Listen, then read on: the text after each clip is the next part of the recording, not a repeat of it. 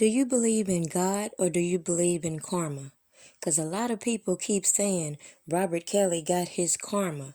But I don't think that's how the law works, nor how religion should be applied. It said a lot when I first started blogging, and these individuals called accusers would come out and comment on my post, come out and comment on my channel, have so much to say as I also watch other individuals intentionally try to provoke them.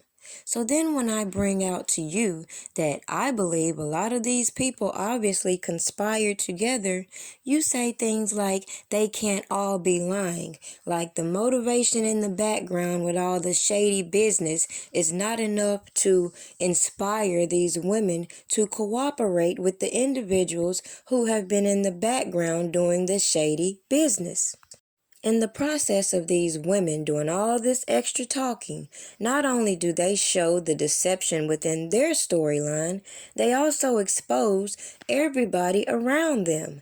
But according to these people on the internet, all these people can't be lying, and we're going to keep bypassing the strange occurrences in how even the attorneys who was paying off these individuals was involved in a hit-and-run accident, but the FBI missed all this information in this whole racketeering RICO conspiracy and made it all about sexual abuse, even though that wasn't his charge. When you think of RICO, you think of murder, you think of extortion, embezzlement, all these things come to mind when you think of this charge. Yet we entertain these individuals being given these platforms and destroy their own credibility. Now, it says a lot when the government can manipulate everything that was said publicly and form this narrative about this man preying on young women. And then you read the transcripts from a person like JP and recognize that not only was she at the courthouse with a fake ID, even though he preys on minors, a lot of these individuals had to conspire to get fake IDs. But we'll just set that aside and go on to how she was stalking this man, jumping fences to evade his privacy when he wasn't there, and even split portions of her settlement with his friend. So it says a lot about the people around him. But does that mean that this man is guilty of their crimes while they sit around and enjoy the good life and their fans keep praising them like they did no wrong? We witnessed all these individuals who came out after they were scorned, who had no problem with anything going on, attach themselves with people like Geronda Pace Johnson. And all these assistants, managers, bodyguards, and people they labeled enablers are still out here free.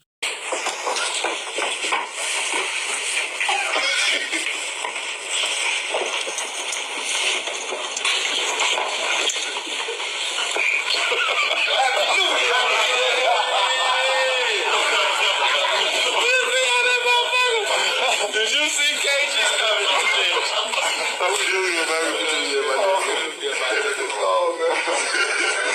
Happy New Year, bro. Be with me a shooter like I'm John Gotti. You know that I talked to Angelo now. You gotta get rid of Mason and you have to get rid of this publicist because they are working with Avenatti. This was a whole, like this Gayle King thing. They knew about this from like weeks ago, like they've been planning this. I know you don't probably want to listen to me, but please, you cannot let him do this interview on Monday for CNN. Like all of this stuff is a plan to just like rip you apart and make shit worse. Cannot let who do an interview? This Daryl Johnson guy. The guy who's supposed to be like the publicist or whatever. Rip me apart how? Get you away? Rip me apart how? Like, it's just all things. Like, I don't know. No. Just be specific. Be specific. Rip me apart how? I don't know the how. Okay, I want you to find out. Like, the I want you to find out how and let me know. Now, as I pointed out 2 years ago, these people have a rotation of how they keep putting these narratives out in the public, which would mean people within his camp are working against him. So, while all these people wanted to flock to the people coming out giving their interviews, common sense told me to keep my distance. Yet, as I pointed out earlier in the video, it didn't keep these so-called accusers from searching their names, looking at what people are saying about them, and popping up in the comments. Pretty much like how some of these individuals operating these platforms knew certain information that was never revealed to the public, like this Richard Arline character dealing with Azriel and Dominique. It's a lot of facts that came out on these platforms that I obviously was aware of, and that is the reason I chose to keep my distance from these strange individuals and watched all these interviews that aided prosecutors. It is my belief why the black community made it so popular to coin the phrase "stop snitching," law enforcement has found other ways to get the information that they want using the people on these platforms that talk a little bit too much. And like I said from the beginning, I felt like it was all intentional, just like we have witnessed with these people such as Gayle King being behind the scenes helping these con artists put their narratives out there. Now, according to Gayle King, she feels this verdict gives these accusers justice. So we're going to bypass the holes in all their stories because Robert Kelly has gotten his karma. Well, we're going to see if that same energy is applied across the board when it's people that you happen to like and not such an easy target who have people helping the opposition bring down the legend. But if you ask me, the reason why they can't go sit the hell down and be content with this verdict is because they know that it's only a matter of time before the same thing applied to Bill Cosby happens to Robert Kelly, because all these female terrorists have their own agendas in targeting these individuals. But does that make it justice?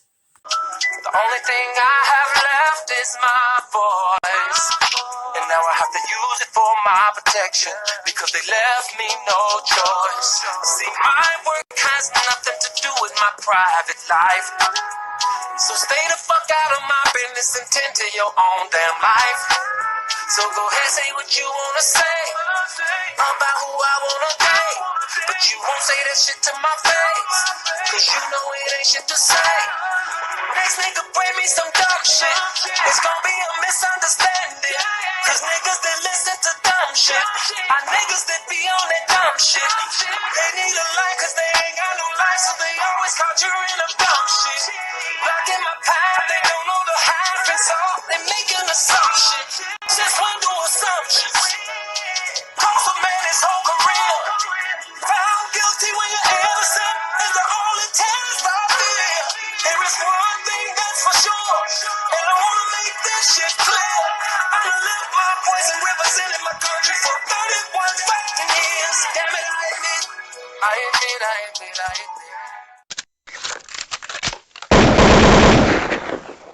Let's go! Break out the food and the drinks, it's gonna be a party. Turn up the music real loud, invite everybody. Go right ahead and smoke and play some cards and just make yourself at home. It's okay to take somebody's hand and just get you cool on. Yeah, we're all up in here, coming couldn't be there. I like to see my people come together, talking about prayer. Live to you. Facebook, live to you. Radio, live to you. Radio, fuck you.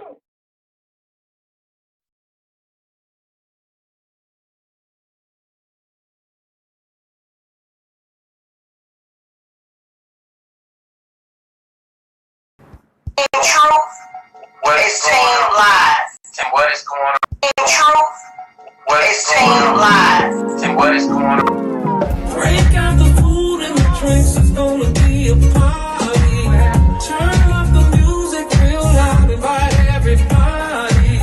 Go right ahead and smoke and play some cards and just make yourself at home. It's okay to take somebody's hand and just get you cool. To see my people come together. Right, so do what you wanna do, cause you gon' have a good time when you in front of Snoop.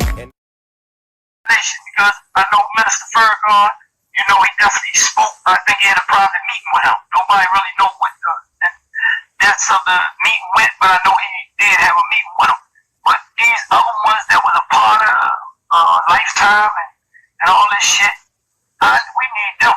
We need them to step up and them to act like they plan a platform. All we do is plan on each other as black people. That's it. For fame and fortune.